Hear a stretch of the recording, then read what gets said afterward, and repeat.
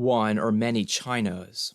CCRU commentators visit the Taiwan Strait by CCRU from ccru.net. Much attention has been devoted to the political, diplomatic, economic, and even military aspects of the One China principle. It is natural enough, given the practical gravity of the issues involved, that purely conceptual considerations have not been prioritized. Nevertheless, the One China debate is, at least implicitly, philosophical in nature, since it orbits the abstract and elusive concept of unity. In this respect, the experience of Western philosophy, although apparently detached from the intricacies of the One China discussion, has a considerable and perhaps surprising relevance to some of its key dilemmas. Since the dawn of Western philosophy, the meaning and status of unity has been a central preoccupation. According to the ancient Greek philosopher Parmenides and to his disciple Plato, the true nature of reality was indivisible and unchanging. In contrast, the multiple and the transient were dismissed and denigrated as mere appearances, deceptions derived from the body and the senses. The tendency of these thinkers was to idealize unity as a supreme and eternal being above and beyond the many, the origin of, and ultimate sovereign over, the world. This intellectual trend was consolidated by the Neoplatonic philosopher Plotinus, whose relation to the One crystallized into an uncompromising mystical devotion, when further reinforced by the doctrinal commitments of Judeo-Christian and Islamic monotheism over the course of the following centuries. This deification of unity hardened into a fundamental cultural orthodoxy. An important current in modern European philosophy has called into question the long-established privilege of unity. In the final years of the 19th century, Friedrich Nietzsche announced a reevaluation of all values, seeking to overthrow the entire tradition descended from Plato and the Church. In the late 20th century, this philosophical revolution was reinvigorated by the collaborative work of Gilles Deleuze and Félix Guattari, which combined arguments from philosophy, mathematics, sociology, and economics to criticize the hierarchical power of the One. According to Deleuze and Guattari, the philosophical conception of unity is not original, but is derived from the organizational model provided by the state. It is no coincidence, from his perspective, that Plato's most celebrated work, The Republic, is dedicated to the description of an ideal state. When the state unites diverse groups, peoples, interests, and territories, it does so by subordinating them to an overarching authority. It thus identifies itself with the whole, but also as something additional to, above or beyond, the whole. Its implicit ambition is to both represent and stand above its population. This ambivalence of a whole that is simultaneously higher than or superior to its parts is intrinsic to the prevailing conception of unity. The One only describes completeness by producing hierarchy and centralization.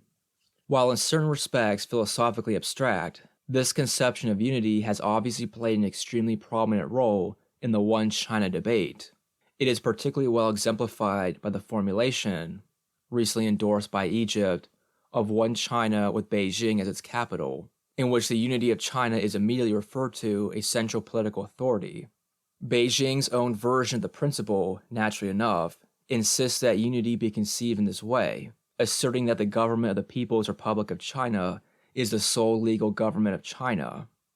It is inevitable that such formulations will feed democratic suspicions, since they imply that assimilation into a greater unity presupposes subordination to a non-accountable higher power. The apparent concession involved in the PRC's favored One China, Two Systems version of the principle does little to assuage such doubts.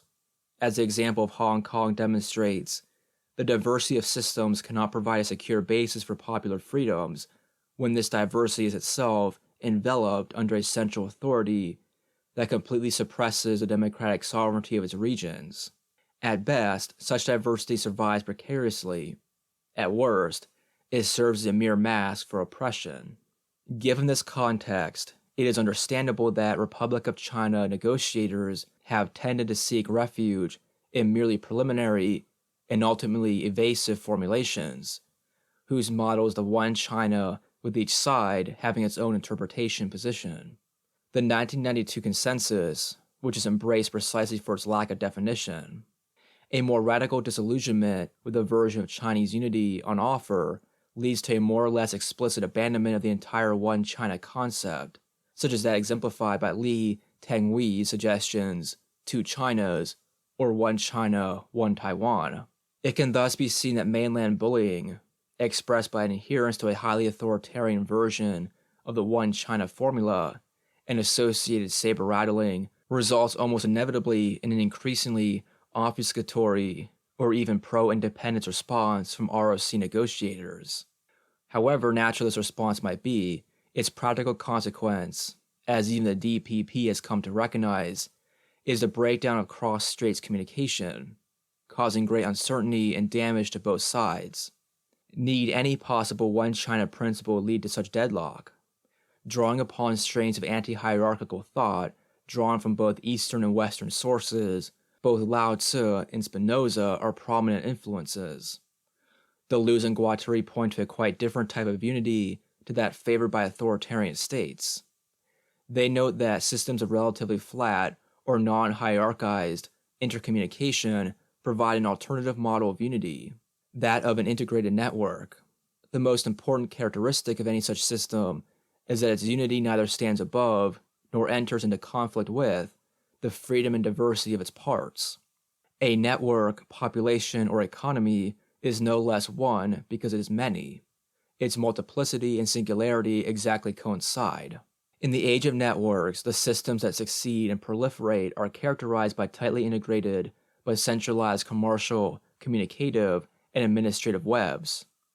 Trends towards economic deregulation, globalization, and the explosive growth of wireless telecommunications and the World Wide Web have produced an environment in which rigidly monolithic institutions, whether governmental or corporate, prove ever more fundamentally dysfunctional.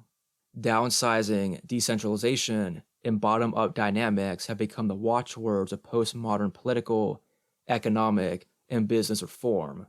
Real Chinese unity cannot be conjured by ideological pronouncements, however imaginative or obstinate, but is in fact the product of densely meshed interconnection, interchange, and intercommunication. This process of unification, through multiple connections, has its own irresistible momentum, as beneath the crust of political standoff, a myriad of small business enterprises, joint ventures, and individual initiatives promote trade, travel, and cultural exchanges.